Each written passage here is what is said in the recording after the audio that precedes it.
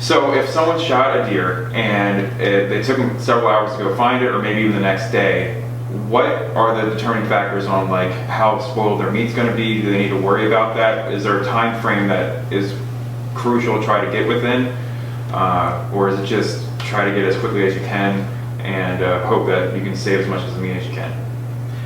Most of the time, you'll find that if the night is cool, 30 degrees or less, you're probably not going to have too much of an issue with the meat spoiling because of temperature. Okay. However, when you get above 50 degrees at night, then you're taking a chance that when you do recover that animal, it may not be in the best condition. Mm-hmm. And parts of the carcass, like I said, the part that's laying next to the ground, that might be not usable, but the part that was, exposed to the air may be perfectly fine. Mm-hmm. But you really don't know until you actually get that animal, get it field dressed, get it skinned, get that carcass to where you can start cutting into it to know whether or not it's going to be spoiled or not. Okay. If I was processing a deer myself at home, what does spoiled meat look like compared to non-spoiled meat? So that way I know like what parts to cut away. Okay. With a deer carcass, there are some enzymatic actions that will take place even if the it's an intact muscle. Mm-hmm. The skin's on it, there's no contamination by bacteria. If it's too warm, that muscle, when you get the skin off of it, will have a green appearance. Okay.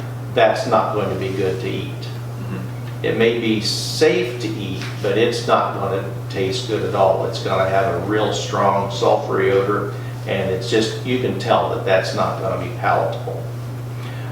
Similarly, when you get into the deeper parts of the shoulder and the deeper parts of the leg, particularly around the shoulder blade and the long bones in the shoulder, the femur, long bone in the back leg, you may slice that leg open, and you can smell kind of a putridy, sulfury type of smell.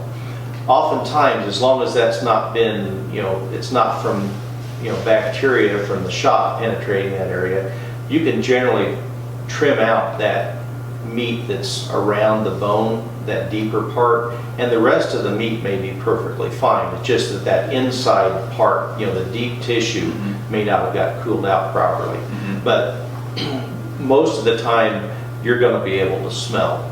You can, most people can smell it, and if sometimes men may not have as well-developed smell system, olfactory system as what a female does. Mm-hmm. So if there's a doubt, if you've got your daughter, your wife, your girlfriend, or neighbor, whatever, have them come over and smell it.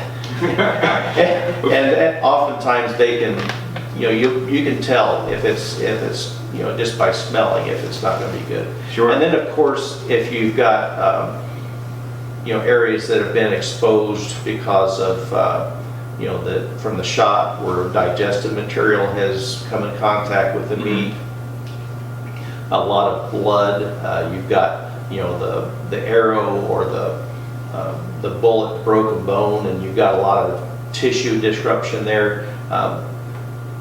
You'll want to be trimming that stuff all out also, because if there's going to be any contamination there, you're going to want to trim that out. Whether it's spoiled or not, you'll want to trim it out, just because it's not going to look good and not going to be a good part of any cut of meat or sausage that you make. Mm-hmm.